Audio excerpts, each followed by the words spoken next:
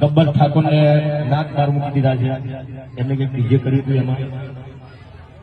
તો જ્યારે ઠાકોર સમાજનું સંમેલન હતું સેક્ટર 11માં, ત્યારે પણ હું ડીજેમાં કદી ગાતો નહીં. કમલેશભાઈ તમને ખબર છે, અશોકભાઈ તમને ખબર છે, રોહિતભાઈ તમને ખબર છે. મેં એક વિનંતી કરી હતી જ્ઞાનીબેનને.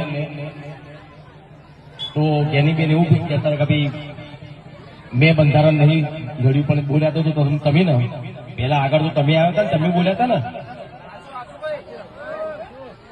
તો બધા બનાસકાંઠાના ઠાકોર સમાજના જે આગેવાનોએ બધું બંધારણ કર્યું છે, બરાબર છે, બંધારણ કર્યું. ઘણા બધા એવા ઠાકોર સમાજમાં ઘણા બધા એવા કુરિવાજો હતા. એક ડીજેમાં 15 કલાકારો કામ કરતા હોય એવા બનાસકાંઠામાં કેટલા ડીજે છે? તો એક ડીજેમાં 15 કલાકારો કામ કરતા હોય તો કેટલા કલાકારો બીજા ત્યાં બે ઘર એમને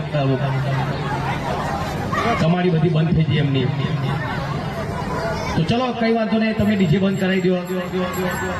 પણ જેના લોકોના ડીજે બંધ થયા છે એ લોકો ઘેર બેસી રહ્યા છે, એમને રોજગાર આપો. તમે ચલો આપો, નોકરી આપો, કઈ ધંધો તમે આપો ને એમને. તો એમના સિવાય કલાકારો બિચારા એક ગાવા કે વગાડવા સિવાય બીજું કોઈ કરી શકવાના નથી. તો જે આગેવાનોએ જે બંધારણ કર્યું છે એમને ખાલી એટલી જ વિનંતી કે જે કલાકાર ઘેર બેસી રહ્યા છે એમને કઈ રોજગાર મળે એવું તમે કરજો, બરાબર ને? આપણા બાજુ ડીજે બંધ નહીં થવાનું.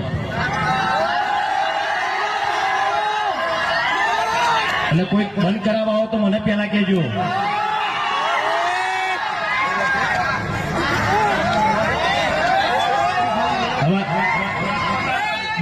ડીજેમાં કદી ગાતો નથી, પણ આજે એટલા માટે ગાવું છે, ડીજેના સમર્થન માટે મારે ગાવું છે.